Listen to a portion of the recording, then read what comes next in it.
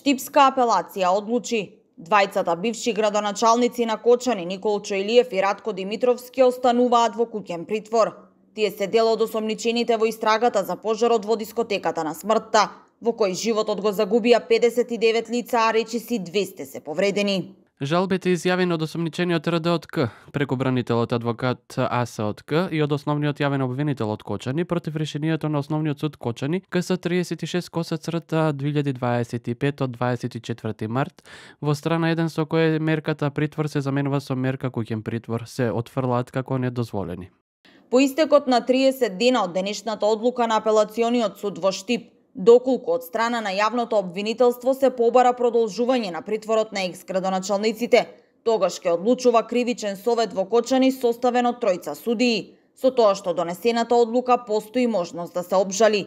Во меѓувреме, доколку осомничените пак не ги почитуваат одредбите што се донесени за куќниот притвор, како што е на пример забраната за комуникација, во тој случај куќниот може да биде заменет со ефективен притвор и пред истекот на овие 30 дена. Но, барањето од јавноста за транспарентна истрага и понатаму останува, а за ова се дебатираше и во 24 анализа. Основниот суд во Кочани, јавното обвинителство во Кочани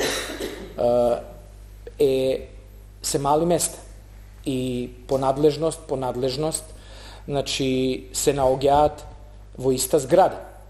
И ме зачудува фактот да речеме некои други лица кои што според описот во самата истрага се помалце инволвирани, да се во притвор ефективен, а татковците на градот Кочани, кои што во изминатиот период од 12 до 2025 година се менувале константно, бидат, замислете, двајца со куќен притвор, а сегашниот Папазов, господин Папазов, ево ефективен притвор.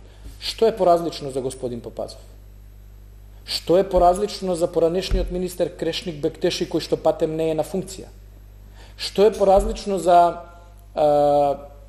некој обичен службеник кој што бил вработен во Државен пазарен инспекторат или во Министерство за економија, кој што патем и не работи повеќе пред 4-5 години?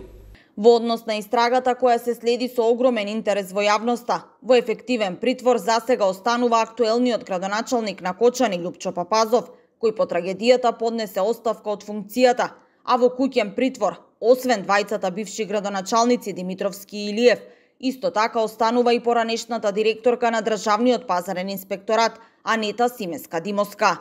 Инаку, вкупно 34 лица досега се осомничени за пожарот во Кочани, а не е исклучена можноста оваа бројка да расте.